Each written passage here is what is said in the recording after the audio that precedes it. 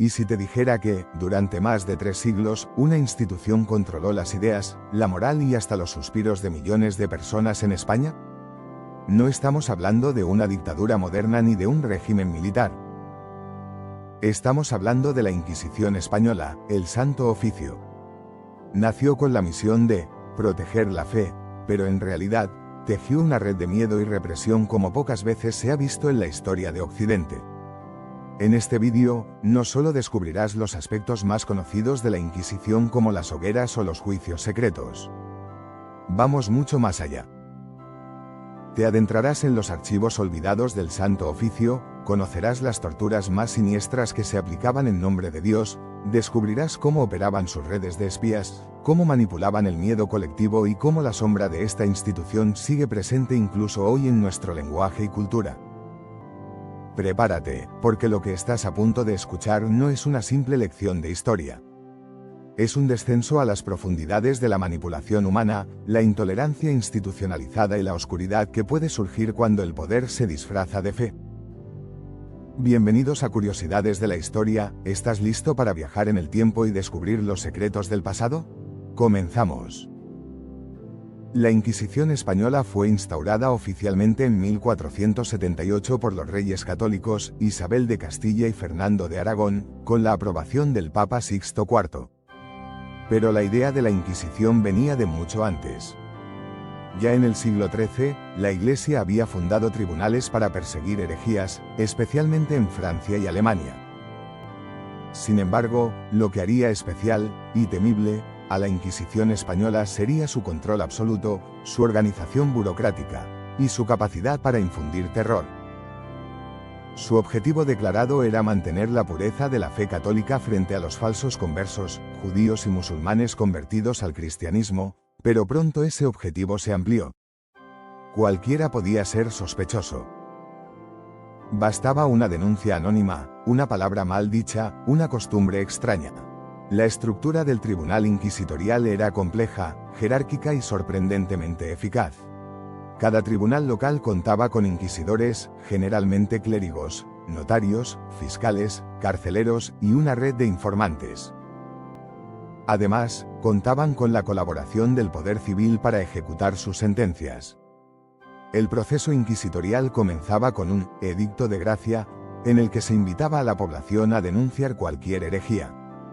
Si alguien era acusado, era arrestado sin previo aviso y encerrado en una celda oscura, sin derecho a saber quién lo acusaba ni de qué exactamente. Los juicios eran secretos. Se prohibía al acusado defenderse con abogado. La tortura era considerada un medio legítimo para obtener confesiones. Y si al final eras encontrado culpable, lo cual era lo más común, podías ser condenado a penas que iban desde la humillación pública hasta la hoguera. Pocas instituciones han sido tan prolíficas en desarrollar técnicas de tortura como la Inquisición. Aunque oficialmente no podían derramar sangre, sus métodos eran escalofriantes. Entre los más usados estaban la garrucha, colgar al acusado con los brazos atados a la espalda y soltarlo bruscamente, el potro, una mesa donde se estiraban los miembros hasta dislocarlos, y el tormento del agua, introducir agua a presión por la boca hasta causar ahogo y pánico extremo. Estos procedimientos eran aplicados durante horas, a veces días, con una frialdad burocrática que hiela la sangre. Todo quedaba registrado. Todo era legal. Y todo era justificado en nombre de la salvación del alma del reo. Uno de los casos más emblemáticos fue el del arzobispo Bartolomé Carranza. Este clérigo fue acusado de herejía. Sus propios colegas eclesiásticos lo denunciaron por sus creencias. Carranza pasó 17 años en prisión. Finalmente, fue parcialmente absuelto de los cargos. Su principal crimen fue su pensamiento reformista, muy avanzado para su tiempo. Además, existen numerosos casos de mujeres acusadas de brujería. Simplemente utilizaban hierbas medicinales en sus prácticas de curación. Otros fueron condenados por leer libros prohibidos, que desafiaban las normas establecidas. También hubo personas que oraban en hebreo, lo que era considerado sospechoso. A menudo, los vecinos celosos iniciaban estas acusaciones por envidia o rencillas personales. Si estás disfrutando del vídeo y quieres que sigamos creando contenido como este, no olvides suscribirte, dejar tu like y compartirlo. Con tu apoyo, podemos seguir revelando los capítulos más asombrosos y desconocidos de la historia. Uno de los elementos más aterradores de la Inquisición era su sistema de vigilancia social. Se incentivaba a los ciudadanos a denunciar a sus vecinos, familiares o amigos. Las denuncias podían ser anónimas. Y si colaborabas, podías incluso recibir parte de los bienes confiscados al acusado. Esto generó una cultura del miedo, de la desconfianza. Nadie estaba a salvo.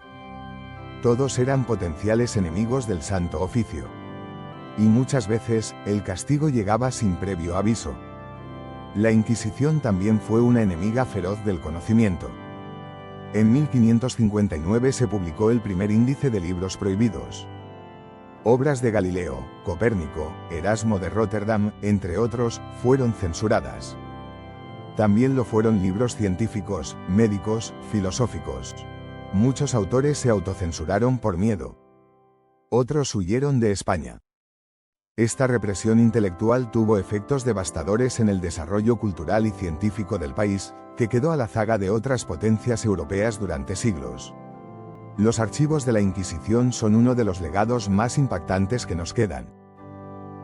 Se calcula que solo en el Archivo Histórico Nacional hay más de 100.000 expedientes. Estos documentos recogen testimonios, confesiones, listados de torturas, bienes confiscados, correspondencia secreta, y muchos aún no han sido estudiados completamente. Hay pruebas de absoluciones encubiertas, manipulaciones de juicios y destrucción de documentos sensibles.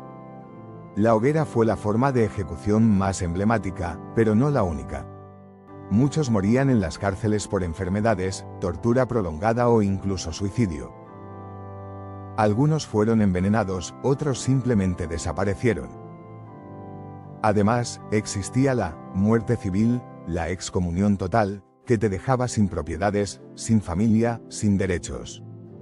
Era, en muchos casos, peor que morir físicamente. Todo en la Inquisición tenía un sentido simbólico. Desde el San Benito, la túnica que usaban los condenados, con llamas dibujadas, hasta los autos de fe, que eran espectáculos públicos de poder. El incienso, las cruces, los cantos, todo contribuía a crear una atmósfera de control absoluto. El objetivo no era solo castigar. Era educar con el miedo. Que nadie se atreviera a pensar diferente. Que todos recordaran que el Santo Oficio lo veía todo. La Inquisición fue abolida en 1834, pero su influencia duró mucho tiempo. Durante siglos, los españoles aprendieron a permanecer en silencio, desconfiar unos de otros y autocensurarse. Incluso durante el régimen de Franco, el lenguaje y métodos inquisitoriales resurgieron con fuerza. Hoy, la expresión «pareces de la Inquisición» refleja esta herencia dolorosa. Forma parte de nuestra memoria histórica colectiva. Es un eco persistente de un pasado que todavía nos afecta profundamente. La Inquisición española fue uno de los episodios más largos y oscuros de la historia europea.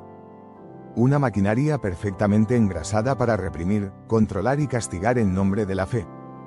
Nos recuerda hasta dónde puede llegar una sociedad cuando se mezcla fanatismo, poder y miedo. Hoy, más que nunca, es necesario mirar atrás para no repetir los mismos errores. Defender la libertad de pensamiento, la diversidad, la empatía y la justicia. Porque solo con memoria hay verdadera libertad. No olvides suscribirte, darle like a este vídeo y compartirlo. Nos vemos en el próximo vídeo.